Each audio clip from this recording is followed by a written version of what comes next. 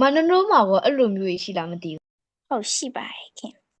ပြပြပေးနိုင်မလားခင်ဗျဆူနာကယဒီနဲ့မမုံမပြောသွားသလိုပဲပေါ့နော်နားလဲပေးနိုင်လားဆိုတာတဲ့နားကိုနားလဲပေးသိနေပြီပေါ့နော်အသက်ကလည်းတစ်နှစ်နဲ့တစ်နှစ်ပိုကြီးလာတဲ့အတွက်ကြောင့်မိဘတွေနေရာလဲအစာအုပ်နေရှာကြတယ်အမှခက်ခဲတွေအများကြီးနဲ့ကြုံတွေ့ရတဲ့ခါကျတော့ကိုကြီးလာရင်ပေါ့မိဘတွေကိုအာဒီတိုင်းဘာမှမလုပ်ခိုင်းဘဲနဲ့အေးစစ်စစ်နေခိုင်းမယ်ပေါ့ခုနခင်ပြောလိုမျိုးတန်ရချထားရပေါ့ဗျာတောင်းပါရအဲ့လိုတန်နေချာလေးရှိလို့လေအဲ့ဆိုဘယ်တော့ကျွန်တော်သိချင်တာကလေ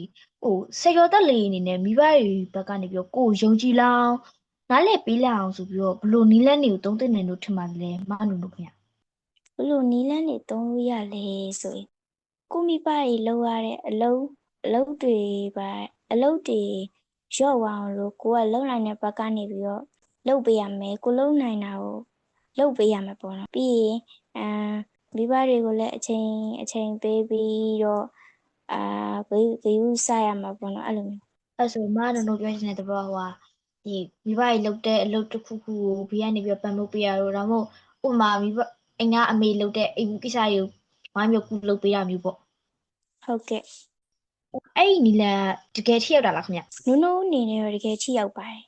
နုံနုံအနေနဲ့ပေါ့နော်ဒီကိုကြုံတွေ့ခဲ့ရတာလေးကို sharing ပြင်ပြီးတော့လုပ်စီချင်တာအဆင်ပြေလားမသိဟုတ်ကဲ့ပြီးပါတယ်ဟိုဟာရင်တော့ဆိုရင်နိုးမိဘရန်နိုးအဲ့လိုမျိုးအဲ့လောက်မလောက်ခိုင်းကွာချမတို့ရွှေခိုင်းတာအဲ့လောက်ပဲကျွတ်တုန်ဒီခွာတာတော့မှကွာဓာတ်ထိမယ်လုံးနဲ့ရှောက်ရတတ်တယ်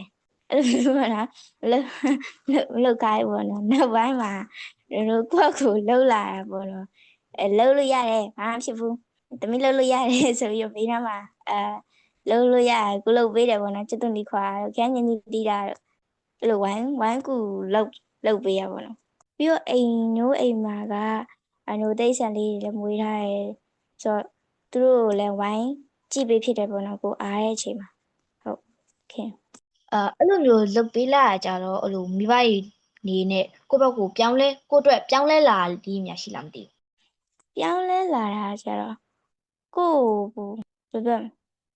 ယုံကြည်လာလို့ခံစားဘူးအဲ့ဆိုမိန်းကလေးတော်တော်များများအနေနဲ့မိန်းကလေးဆက်ကျော်သက်လေးအနေနဲ့အများဆုံးလုပ်တင်တာဆိုရင်အဲ့ဆိုမိဘအိမ်ကအမေကိုအနည်းဆုံးဖြစ်တဲ့အမေကိုကူတင်တာပေါ့နော်ဟုတ်ပါတယ်မိန်းကလေးတော်တော်များများကအမေကတ်ကြတာများတယ်ပေါ့နော်မိန်းကလေးဆိုဟုတ်ကဲ့ပါဟာမမွန်မြတ်ကောအဲ့မိကုန်းနေအဲ့မိကုန်းဘယ်လိုထင်ပါလဲခင်ဗျဘယ်လိုနီးလဲဆိုတော့ရိုးသားပါပေါ့နော်အဲ့မျိုးအမှန်တိုင်းပြောစေချင်ပါတယ်အဲ့မျိုးမိဘတွေကိုတခုခုဆိုရင်အမှန်တိုင်းပြောပေါ့နော်ဒီလိုမျိုးအမားတွေကိုလည်းဖုံးကွယ်မထားနဲ့ပေါ့နော်ဖြောင်းမထားနဲ့ဥပမာဆိုရင်ကိုကစံပွဲမှာအမတ်ဒီလောက်ရတယ်ဆိုရင်ဒီလောက်ပဲပြောတော့ဥပမာမိဘတွေကကိုယ်ယုံကြည်လောက်ကြော်ပြီးတော့မှလည်းမပြောတယ်ပေါ့နော်ပြီးရှင်ဘာလို့အဲ့မျိုးအမှန်ပြောတာဘာလို့ရေးကြည့်လဲဆိုရင်ဒီလိုမျိုးအမှန်ပြောခြင်းကမိဘနဲ့ကိုယ်ကြားမှာယုံကြည်မှုအခြေခံကိုစပြီးတော့မှတည်ဆောက်လိုက်တာပဲဖြစ်တယ်အဲကြောင့်မို့အမှန်ပြောရင်ကောင်းပါတယ်ဆက်ကျော်သက်လေးအနေနဲ့ဘယ်လိုတစ်ခုခုဖြစ်တဲ့ခါကျရင်အဲ့လိုလိန်တာထက်အမှန်တရားဘက်ကိုပဲပို့ပြီးရောက်တဲ့စကားလုံးလေးနဲ့မိဘတွေပြတင်နေပေါ့ဟုတ်ပါတယ်ညီမလေးအဲ့ဒီနီးလက်နဲ့ရောအမအနေနဲ့ပေါ့နော်လုတ်ခဲ့ပူတာရှိလားမသိဘူးငါအနေနဲ့လောက်ခဲ့ပူလဲဆိုတော့အဲအမှန်တိုင်းပြောတာပဲများတယ်ပေါ့နော်အမအဲ့လိုဆိုရင်နောက်ဆက်တွဲဘာမှပြဿနာလေးဖြစ်မလာတော့ဘောနော်ကိုကတခုခုလိန်လိုက်တယ်ဆိုရင်အဲ့ဒီတနေ့ကျရင်အဲ့ဒီအမှန်ပြန်ပေါ်လာတဲ့ချိန်ဆိုရင်အဲ့မှာဆိုရင်အရှုပ်ပဏိပခတ်တွေနဲ့ရှိနိုင်တယ်ပေါ့နော်အဲကြောင့်မလို့အမှန်တိုင်းပြောတာကဒီမိဘနဲ့ကိုယ်ကြားယုံကြည်မှုကိုတိဆောက်စေပါတယ်ဟုတ်ကဲ့ပါခင်ဗျမရတီအနေနဲ့ကတော့အဲ့ဒီမိကွန်းနဲ့ပတ်သက်ပြီးအဖြေလေးများပေးနိုင်မလားခင်ဗျအဲ့တော့မမမြန်ပြောသလိုပဲပေါ့နော်ဒီလိုမျိုးလင်ပြောထားတဲ့စာရင်အမှန်တရားကိုပဲပို့ပြီးတော့ပုပ်ပွလင်းလင်းပြောသေးရင်ပေါ့နော်ဘာလို့လဲဆိုတော့